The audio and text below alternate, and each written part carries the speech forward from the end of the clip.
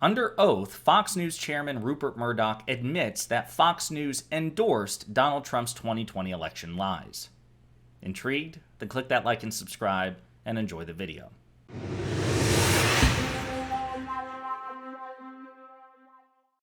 Sorry folks, we have to do another video about the hashtag Fox Files, but it's been a really bad couple of weeks for Fox News.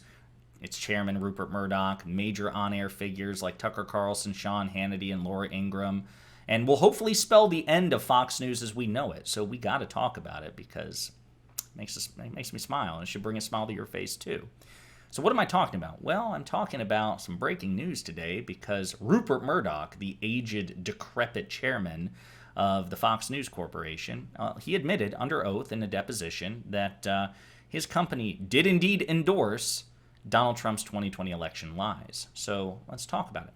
Rupert Murdoch, chairman of the conservative media empire that owns Fox News, acknowledged in a deposition that several hosts for his networks promoted the false narrative that the 2020 election was stolen from former President Donald Trump. Court documents released on Monday showed.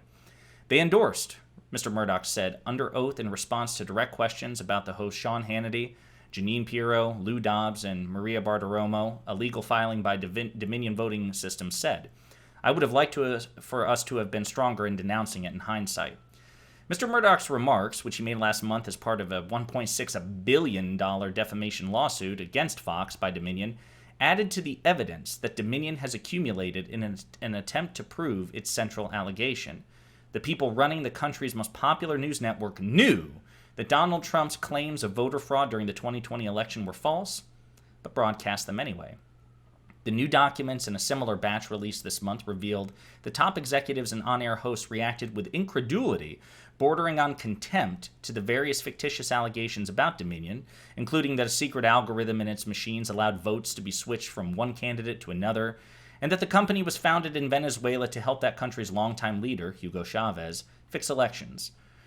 Dominion's latest filing also described how Paul D. Ryan, a former Republican Speaker of the House and current member of the Fox Corporation Board of Directors, said in his deposition that he had told Mr. Murdoch and Mr. Murdoch's son, Lachlan, the chief executive officer, Fox News should not be spreading conspiracy theories. Mr. Ryan suggested that the network pivot and move on from Donald Trump and stop spouting election lies. At one point, he was asked by Dominion's lawyer, Justin Nelson, whether he could have ordered Fox News to keep Trump lawyers like Sidney Powell and Rudy Giuliani off the air, and Rupert Murdoch responded, "I could have, but I didn't." So again, this is really bad news for Fox. As we discussed in a previous video, the threshold for a successful defamation lawsuit is really, really high. And understandably so. It should be high. It should be really hard to prove defamation because otherwise it would have a chilling effect on people.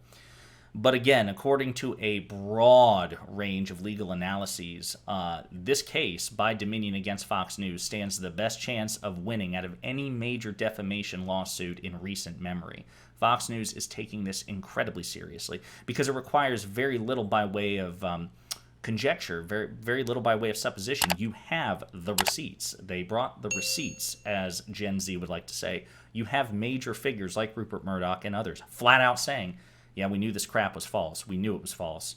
And they endorsed it, and we spread it anyway. And you have text messages and emails in which Sean Hannity and Tucker Carlson are making fun of the people that they're just on air, that they're like, oh my gosh, wow, Dominion was doing this? Wow, poor Donald Trump, I can't believe this election was stolen from him. This is unacceptable. And then in private, they were sending text messages like, oh my God, do you believe this crap? These liars. So people like Jon Stewart are really happy about this, and they should be, because there have been people calling out Fox News for decades, right? And there was a time that Fox News had more credibility than what it did. Than what it does, but Shep Smith is long gone. Chris Wallace is long gone. You have somebody like Brett Baer, who is like the last vague, maybe Shannon Beam, who took Chris Wallace's place as the Sunday morning host, but this is not a bastion of integrity. Like, say what you want about CNN and the New York Times and MSNBC. Journalism is flawed because journalists are people and people are flawed, to be sure, but in terms of like an ideological bent, in terms of just an absolute commitment to a particular party, a particular side of the aisle, there is no liberal or leftist equivalent of Fox News.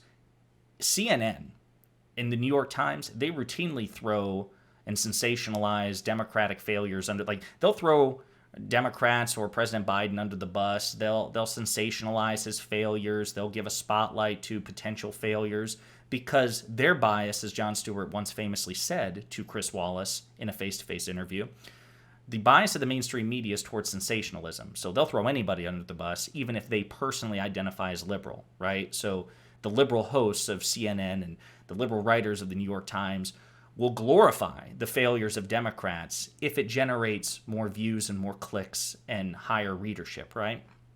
Fox News doesn't do that. They've already cornered the market, so to speak, on the conservative media. So now they're ideologically driven.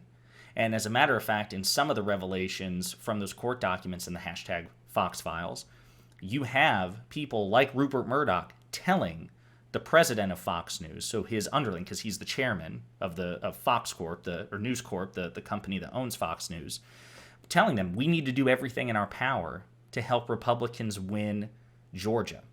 That's a quote from the court documents in a private correspondence between Rupert Murdoch and the head of Fox News.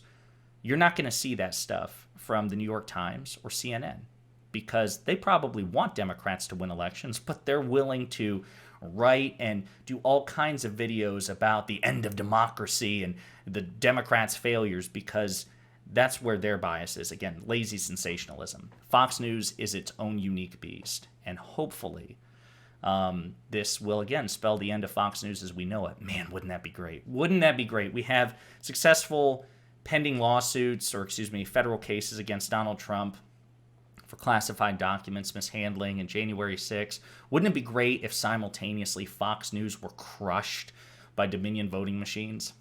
I'd love it. That would make 2023 a very good year. So let's hope that's what's coming. Hey you! Thanks for watching. If you liked the video, and I hope that you did, please hit the like and subscribe buttons below. And if you absolutely hated the video, the best revenge for you is also to hit the like and subscribe buttons below. That'll teach me. If you want to share an opinion or share some feedback, go ahead and leave a comment, all right?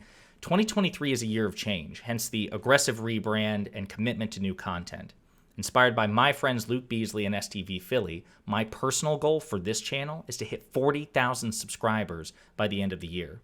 So I'm hoping you'll do me a solid by spreading the word and the videos to potential fans and hate watchers alike. And in the meantime, we'll be pondering politics again with you very soon.